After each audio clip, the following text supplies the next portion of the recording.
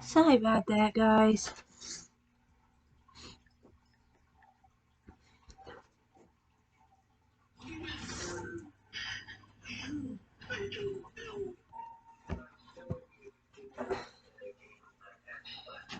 Meet Nicholas Starling, who looks like your average teen on the verge of adulthood. In October 2016, he and his younger brother were excited for the How you chilling Halloween doing? season and all the candy they would get. Okay, do you know what happened? No, I don't. His head is back. His eyes are open. His head covered. His head was covered? Yeah, he has a blanket over his face. But when a shocking sibling rivalry comes between these two, one of these brothers ends up dead. My grandson evidently he felt last night. What happened that night shocks detectives and the world alike. So, let's get right into this disturbing case. Don't freak out, teen tells police after stepping brother. All Hallows Eve, more commonly known as Halloween, is one of the favorite holiday seasons for kids around the world.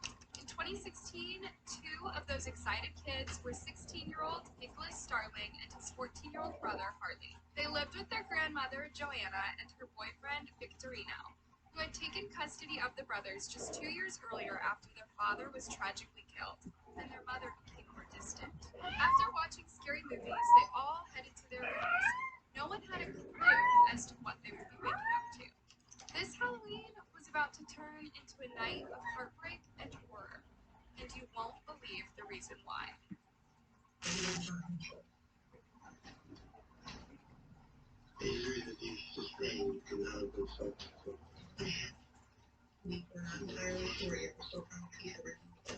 On the morning of Halloween, both Joanna and Nicholas were awake early, at around 5 a.m.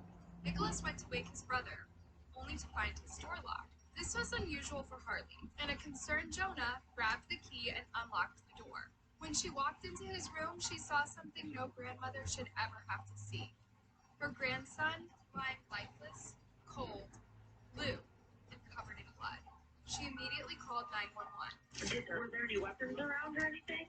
I don't know if he was playing with fake blood or what. The stuff, there's like the fake blood stuff all over his arm and stuff around his shoulder. And he said his eyes are open too?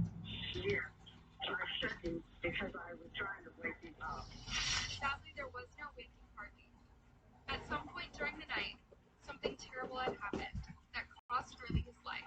Joanna was convinced it was suicide, but police knew there was more than Hey. suicide and quickly suspected homicide.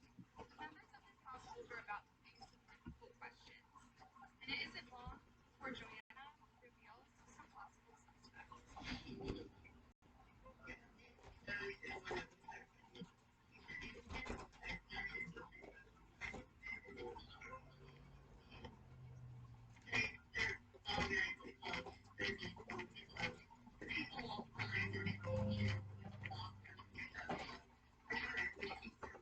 According to Joanna, these strange neighbors would constantly spy on the house, creeping the family out. As it turns out, these neighbors may be guilty of being creepy toms, but they have nothing to do with Harley's death. Jonah did, however, make everyone lock their windows and have security cameras installed in the house.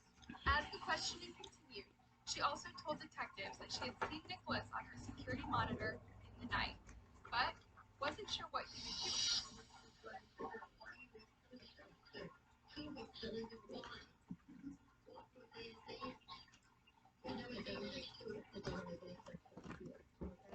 Hi,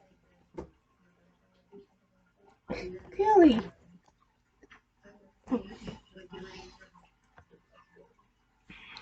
What you doing? She find it odd that she would make it clear her boyfriend would do this with a straight no, but when asked about her own grandson Nicholas, she only says she didn't think he would be capable of doing this.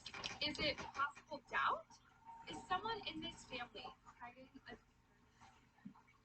detectives soon get around to Nicholas, who is showing some pretty close body language sitting in the chair. He tells his side of the story, taking the dogs out to falling asleep around 1 a.m. and then waking early the next You morning. can't have that, baby. And when I got out of the shower, I got out to Harley's door. Okay. My dog. I said it's hard. It's time for you to hear that.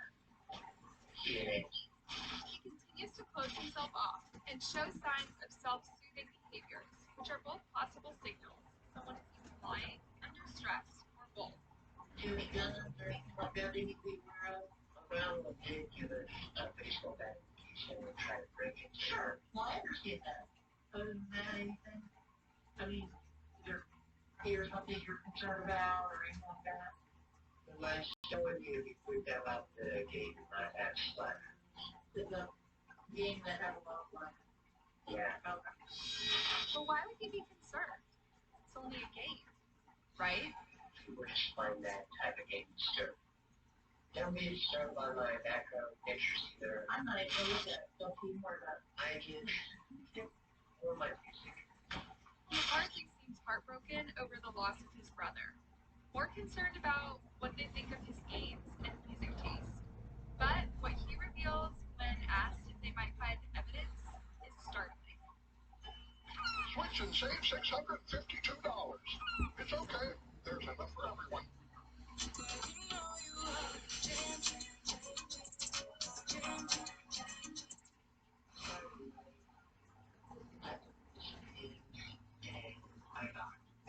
What do you do, Fluff Fluff? Stamps contain evidence of murder. He claims any stains are just fake blood. But it all begins to sink in for poor Joanna and other members of the family.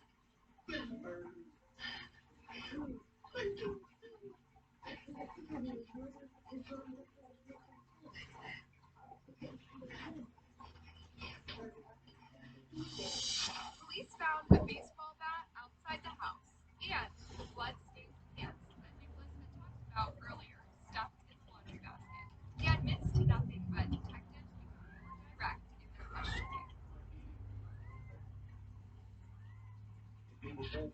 I'm a very And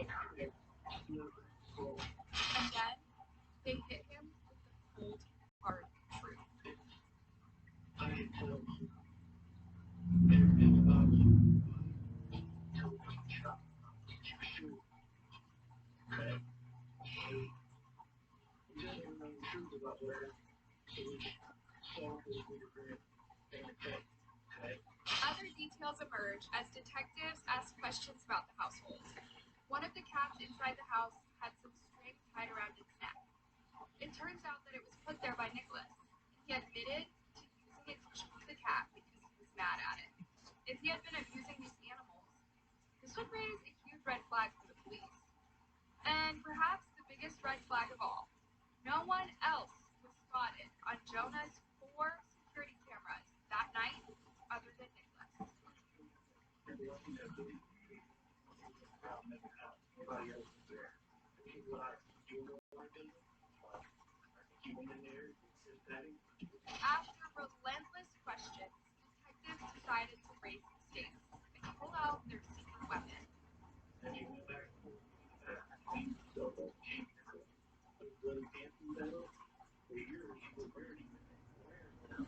That's got your brother's blood. So you look like that. And if you don't tell us, then we'll never have to choose store. But I know you did that. Why did you do it? He tries to divert suspicion with claims he's bullied by his younger brother and paints a very disturbing picture of him.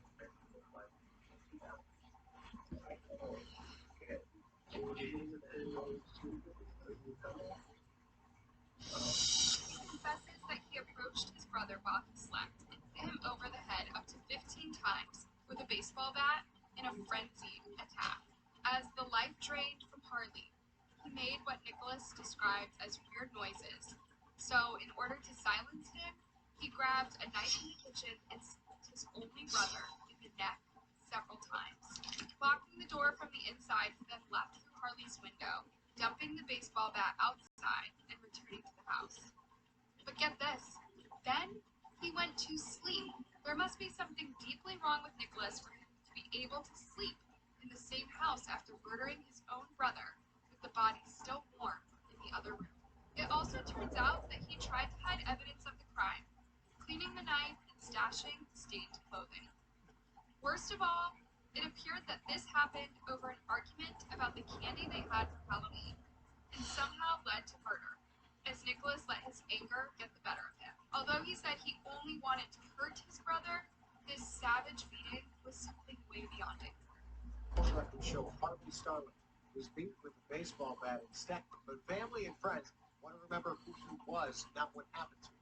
Even when I was in the worst mood, I was depressed, I was mad, and no matter what I was, Harley would always try to make us smile. That's the person friend Savannah Markham says she wants people to remember. Sweet, quiet Harley Starling. Savannah helped organize the vigil at Snyder Park, a t-shirt to sign, candles in the shape of his name lit by family, and a balloon release. Nicholas's defense team tried to claim insanity, and also tried to use his age to have the case dismissed. They couldn't claim self-defense as he already admitted Harley was asleep when he entered his room. Instead, his case was sent from juvenile to adult court, where he felt the full weight of the law for his sickening attack. Officials described this as the worst involving child-on-child crime they had ever experienced. And for this, Nicholas Starling was handed 15 years to life. His sentence seems pretty tame, as when you do the math, you realize he could be out in his early 30s if he makes parole. At least until then, we know he still has plenty of time left to serve behind bars, where he has to live with the guilt of ultimate betrayal against his own sibling. What do you think about this case? Let me know your thoughts down. Alright guys, I will see you like the one.